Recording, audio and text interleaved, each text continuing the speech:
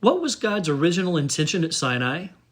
What if idolatry isn't always about worshiping the wrong God, but worshiping the true God in the wrong way? What changed after the golden calf, and why? My name is Trey Daniels, and I welcome you to this broadcast of Full Access Ministries. We believe that the Bible is not broken into two different religions. It's one cohesive, covenantal story. Most people take a Western Greco-Roman modern belief that Yeshua came to start something new. However, from the Hebraic biblical perspective, he actually came to restore his Father's original plan. And Mount Sinai is where that foundation is laid. So let's dive into the Word and find out what exactly happened at Sinai and how Yeshua fits into this covenantal picture. We begin when the people of Israel came out of Egypt through the Red Sea in sort of a mikveh or rebirthing. Think of baptism. On one side, they were slaves. Once through the water, they were birthed a new nation. Days later, they arrive at Mount Sinai. In Exodus 19:6 states that Adonai told the people that you shall be to me a kingdom of priests and a holy nation. So let's look behind the meaning of what Adonai told Israel. A kingdom of priests. In Hebrew, it's mamleket kohanim. That doesn't mean just to have priests within the nation, but to have an entire nation that functions as priests, mediators of God's presence to the world, where every home is a sanctuary and every life is a testimony. A holy nation, Goy Kadosh, a nation set apart for sacred service, not isolation. Israel was intended to be a corporate priesthood, a living embodiment of what Torah and a light to the nations. Three things occurred here. Adonai speaks directly to the people in Exodus 19 and 20. Deuteronomy 4, 10, and 12, the people hear his voice. And throughout the narrative, Moses is that go-between between God and Israel. God's ultimate desire is to dwell among Israel as an entire holy nation, not just a priestly class. Think on this. For the first time since the Garden of Eden, the Most High God will dwell among men. This is a critical moment for all of humanity, because never before has any deity anywhere told anyone what makes them happy and what makes them mad. This is truly a historic moment. And in order for Adonai to live among them, the people can't just live like they want. And it's here at Sinai, Yahweh gives his people instructions on how to live purely within his presence. The Torah, or instructions, were just that, instructions, not legislation. These instructions dictate how a redeemed people live out holiness. Exodus 22 says that I am Adonai your God who brought you out of the land of Egypt, out of the house of bondage. Israel had been redeemed. Redemption came before Torah. Redemption precedes obedience. Torah is not a ladder to be climbed, rather the pathway for the redeemed to walk in holiness. Sinai was not about rules. It was about relationship and representation. His Torah was given as a gift of intimacy, not as a test to earn favor, and certainly not a curse, as some modern pulpits teach. The golden calf itself wasn't just simple idolatry. It was a direct violation of the second commandment, which they had already agreed to. It was also a blatant rejection of God's chosen mediator, Moses. But this is the way they were brought up in the land of Egypt. Because no one had ever direct contact with any deity, they always used some kind of mediator or idol. Moses had been up on the mountain for 40 days. They had no idea when or if he was coming back.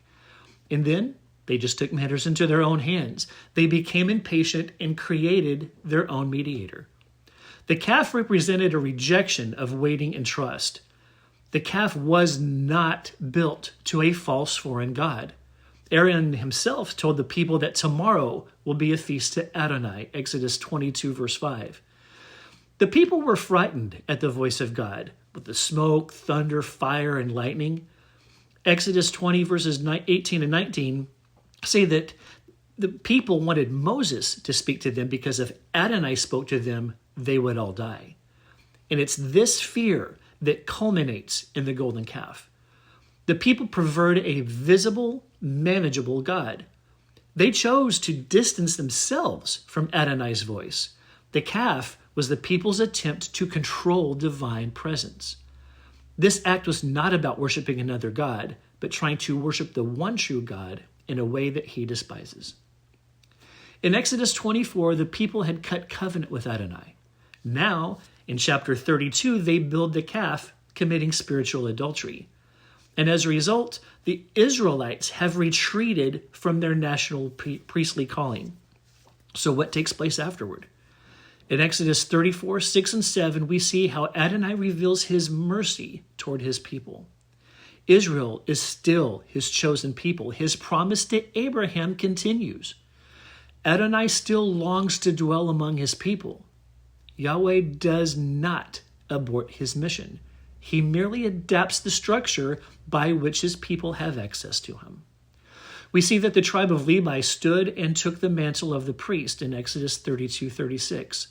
The priesthood becomes representative instead of universal, and access to Adonai becomes mediated and restricted. The tabernacle would replace the mountaintop.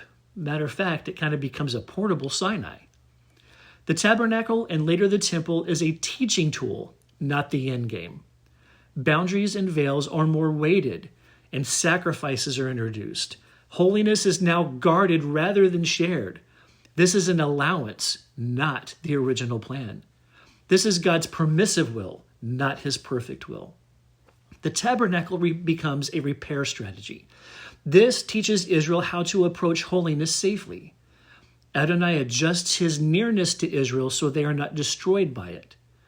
The tabernacle and temple are not Adonai's ideal. It's a place of compassion toward his people. So let's review the before and the after the calf. Before, the whole nation of Israel was called to a priesthood, and after, it was restricted to the Levites. Before, the nation had direct access to Adonai, and after, it was strictly mediated. Before, the people had public revelation. After, it was a controlled presence. Before, the people had an ideal relationship, and after, there was a concession to human fear. Adonai never changed his intention. Israel changed their capacity to receive it. Sinai was a marriage, and the calf was an adulterous act. The tabernacle and temple became marriage counseling, not divorce. The ultimate goal has been for God to have a people with whom to dwell, to reflect his holiness, and to serve as priests to the nations. The prophets never spoke of replacement, only restoration. The prophets consistently and repeatedly point back to the original intention of Sinai. Isaiah said that God's people would be called priests of the Lord. Hosea speaks of a covenant renewal. Ezekiel speaks of having a new heart and a new spirit. It's the same Torah, a new location. No longer will God dwell in a structure. He now dwells within our hearts. The new covenant is a return to Sinai's ideal, God's original intention. Jeremiah 31 says that the Torah will be written on hearts, not abolished. He also states that we will have direct knowledge of God and that he will forgive sin and remember it no more. Jeremiah's words here do not speak of a new religion separate from Judaism or Torah. It's all about restored intimacy. The Sermon on the Mount proves this thought. Yeshua himself taught Torah from a place of the heart, not merely just an outward act. Murder wasn't just somebody being killed, but actually being hated. Adultery wasn't just the physical act, but the look of lust, which is a form of covetousness, one of the 10 Commandments. Yeshua wasn't giving anything new. On the contrary, he was doubling down and giving a deeper meaning to Torah, the original intent, to what was given on Sinai. Yeshua's life recapitulates Israel's calling. He comes out of Egypt, passes through the water, is tested in the wilderness. However, he remains faithful where Israel failed. He embodies what Israel was meant to be. Psalm 110 verse 4 speaks of the Messiah when it says, "You are forever according to the order of Melchizedek." There is a significance here that needs to be noted. Melchizedek predates Levi. His priesthood is not just royal, it's eternal. He blesses Abraham, not the other way around. The book of Hebrews explains that this is not a replacement, but a restoration to an older, higher priesthood. Hebrews is all about the change in priesthood, from Levi to Messiah being in the order of Melchizedek. The Levitical priesthood was understood to be temporary, whereas Melchizedek reflects God's original intent on Sinai, a holy priesthood that embodied all of those who belong to Adonai. When Yeshua dies, Matthew 27:51 says that the curtain separating the Holy of Holies was torn from top to bottom, meaning that God himself removed the boundary. Restricted access ended, and Adonai invited the people back into his presence. This is Sinai reopened, not Torah abolished. Yeshua's offering as the Passover lamb ends the need for repeated animal sacrifices. It also purifies the conscience, according to Hebrews 9:14, and enables us to be living sacrifices, Romans 12:1. Here, sacrifice moves from an altar to an obedient life, which is the original purpose of Torah. The Spirit of God now writes Torah on our hearts. He causes us to walk in his statutes. At Sinai, the people saw fire, heard God's voice, and reacted with fear. In Acts 2, during the time of Shavuot, or Pentecost, the people saw fire, heard God's voice, and were empowered.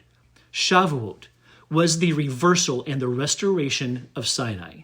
It's Sinai without the golden calf. At Sinai, about 3,000 people died. At Pentecost, about 3,000 were added to the kingdom. At Sinai, Adonai gave truth.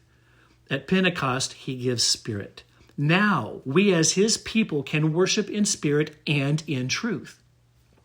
And the apostles' teaching confirms this restoration of Sinai. 1 Peter 2:9 quotes Exodus 19 directly, saying, "You are a royal priesthood, a holy nation." Revelation 1:6, the apostle John writes, "He has made us a kingdom, priests to his God."